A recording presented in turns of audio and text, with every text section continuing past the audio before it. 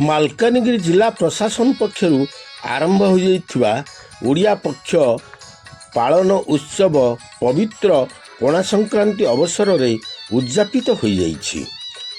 ଓଡ଼ିଆ ଭାଷା ପକ୍ଷର ଉଦ୍ଯାପନୀ ଉତ୍ସବ ସହ ଓଡ଼ିଆ ନବବର୍ଷ ଓ ମହାବିଷୁବ ସଂକ୍ରାନ୍ତି ଅତ୍ୟନ୍ତ ଉତ୍ସାହର ସହ ସ୍ଥାନୀୟ ସଂସ୍କୃତି ଭବନଠାରେ ଅନୁଷ୍ଠିତ ହୋଇଛି।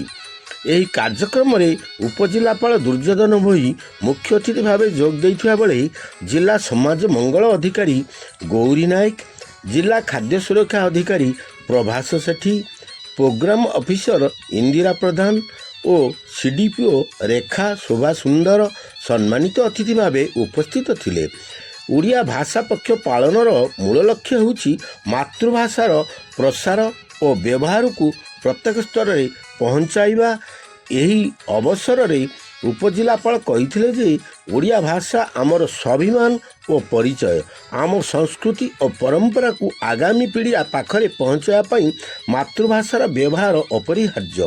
ସେହିପରି ଜିଲ୍ଲା ଖାଦ୍ୟ ସୁରକ୍ଷା ଅଧିକାରୀ ଶ୍ରୀ ସେଠୀ କହିଥିଲେ, ଭାଷା ସହ ଆମର ଖାଦ୍ୟଶୈଳୀ ମଧ୍ୟ ସଂସ୍କୃତିର ଅଭିନ୍ନ ଅଙ୍ଗ। ଇଟ୍ ରାଇଟ୍ ଅଭିଯାନ ମାଧ୍ୟମରେ ସୁସ୍ଥ ଖାଦ୍ୟ ପ୍ରତି ସଚେତନତା ସୃଷ୍ଟି କରି ଆମେ ଏକ ସୁସ୍ଥ ଓଡ଼ିଶା ଗଠନ କରିପାରିବା। ପ୍ରୋଗ୍ରାମ ଅଫିସର ଶ୍ରୀମତୀ ପ୍ରଧାନ ମାତୃଭାଷା ମାଧ୍ୟମରେ ସରକାରୀ ଯୋଜନାର ସଫଳ ରୂପାୟନ ଉପରେ ଗୁରୁତ୍ୱାରୋପ କରିଥିଲେ। ଏହି ବିଶେଷ ଦିବସରେ ଇଟ୍ ରାଇଟ୍ କାର୍ଯ୍ୟକ୍ରମ ପାଇଁ ଆହାର କେନ୍ଦ୍ରରେ କାର୍ଯ୍ୟରତ ସ୍ୱୟଂ ସହାୟକ ଗୋଷ୍ଠୀଙ୍କୁ ରାଜ୍ୟ ସରକାରଙ୍କଠାରୁ ମାନପତ୍ର ମିଳିଥିବାରୁ ସେମାନଙ୍କୁ ସମ୍ବର୍ଦ୍ଧିତ କରାଯାଇଥିଲା।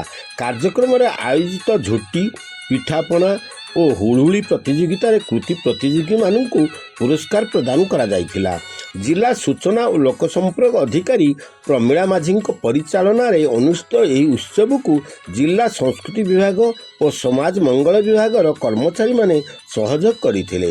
ଏହି କାର୍ଯ୍ୟକ୍ରମରେ ଅଙ୍ଗନୱାଡ଼ି କର୍ମୀ ଓ ଅନ୍ୟମାନେ ଉପସ୍ଥିତ ଥିଲେ।